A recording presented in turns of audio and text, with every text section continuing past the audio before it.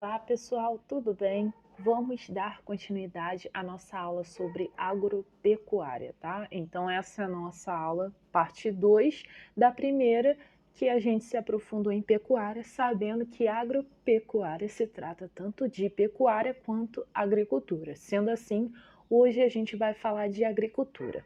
Basicamente, o que é agricultura? É um conjunto de técnica utilizada para preparar e cultivar a terra, para servir alimento, mas o alimento que é produzido, que é cultivado, semeado, ele não é só para a gente, né? Não atende só às nossas necessidades alimentícias, mas também para indústrias, né? É um alimento que pode servir de matéria-prima para produzir outro tipo de coisa e também para produzir alimentos para animais, como é o caso da ração, né, com o cultivo da soja. Tá? Então, a agricultura não só serve, né, enquanto produção de alimentos para os seres humanos, mas também como matéria-prima e ração, por exemplo, para outros animais, beleza?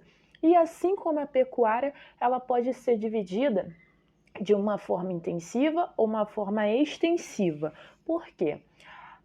Se tratando, né, dependendo da técnica que você usa, dependendo da forma com que você produz esse alimento, ela pode ser intensiva, dado a utilização de forma muito intensa, né, como o nome já diz, de capital, ou seja, há financiamentos, há um desenvolvimento econômico muito forte ao adquirir máquina, ao adquirir produto químico, ao envolver a biotecnologia, né? Quando você trata as sementes de forma mais geneticamente modificada, como é o caso das sementes transgênicas, que daqui a pouco a gente vai ver, quando você produz em grandes áreas e também quando você visa essa produção para fora, né? Ou seja, se você quer exportar esse alimento, você produz em larga escala justamente para atender um mercado mundial, né? Então se produz muito mais visando também a obtenção de lucros.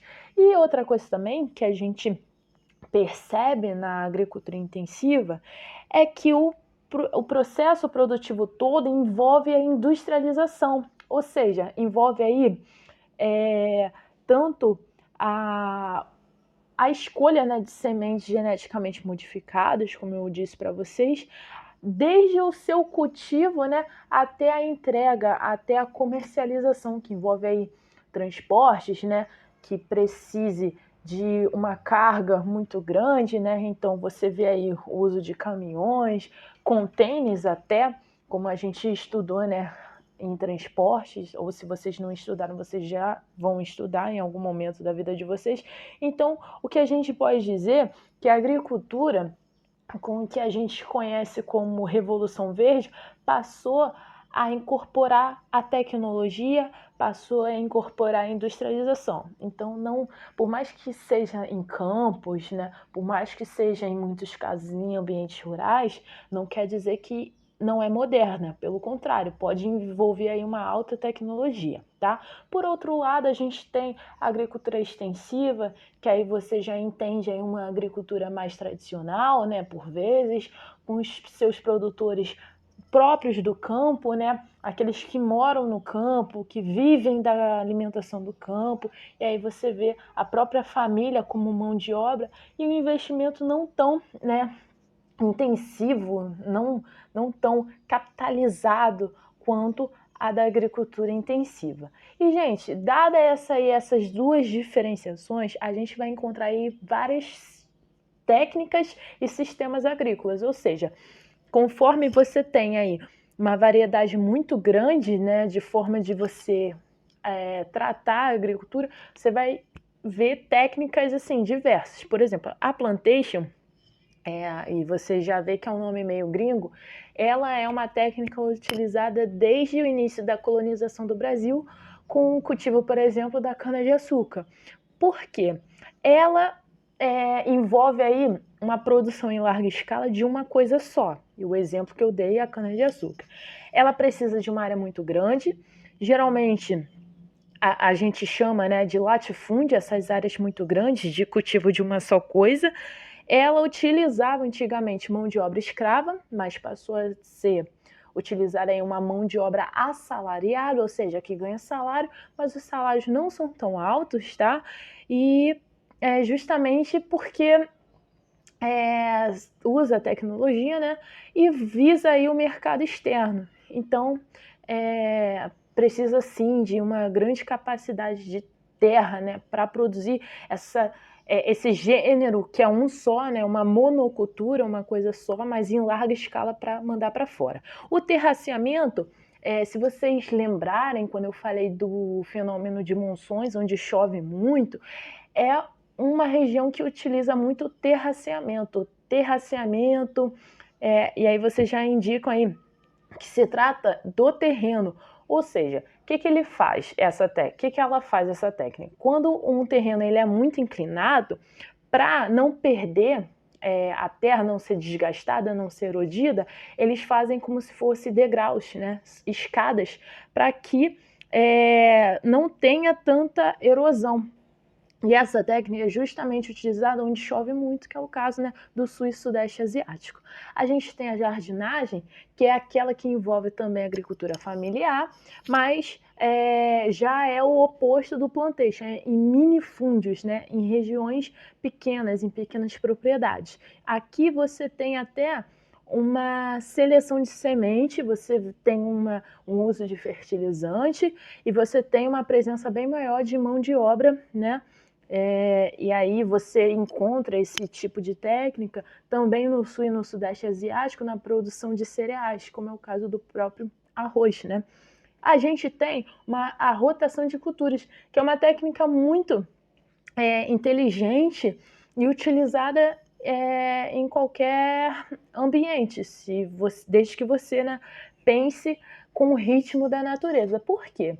Essa técnica ela aceita o ritmo da própria terra em função da sua exaustão. Você imagina, uma terra que ela está sendo muito utilizada, uma hora ela vai cansar. E aí, até no livro de vocês tem um exemplo, que no primeiro ano se planta milho, depois trigo, depois cevada, depois fava. E aí vai rotacionando, né?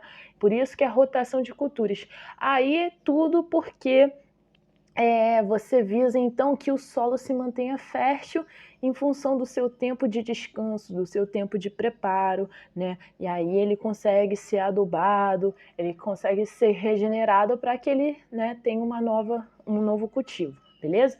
A roça, gente, é uma técnica também muito utilizada, independente da pessoa, porque a roça, né, quando você fala roçar um terreno, você basicamente está ateando fogo, né, ou seja, limpando o terreno daquela forma controlada, né, para que não gere uma coisa caótica, descontrolada, e aí você limpa essa área e aí cria um pasto, cria um novo cultivo. A gente tem a orgânica, que é quando você usa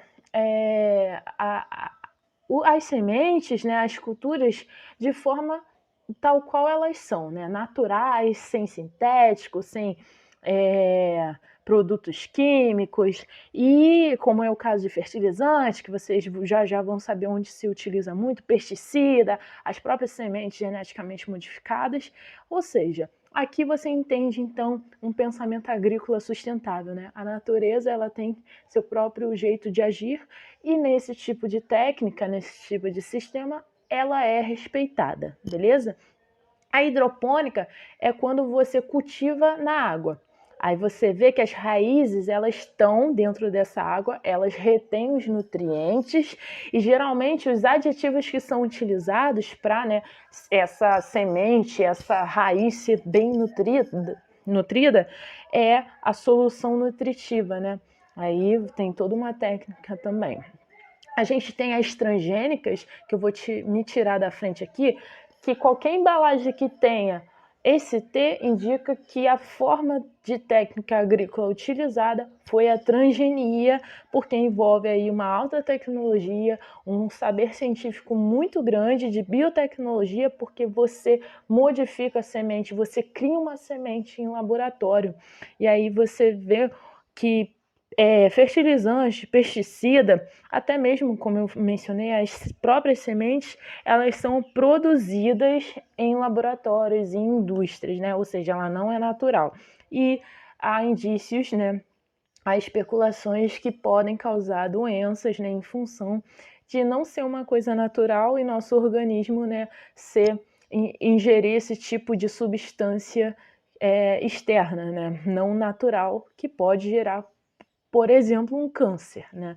Então, fica de alerta quando vocês verem esse Tzinho aí, indica, principalmente em lanche, né, que vocês comem biscoitos, salgadinhos, indica aí que as sementes utilizadas no cultivo de um dos ingredientes, né, dos alimentos que vocês consomem, envolveu a técnica de transgenia, beleza? E por último, gente, a compostagem é uma técnica que envolve a produção de adubo a partir da decomposição de matéria orgânica, como é o caso dos restos de alimentos, né?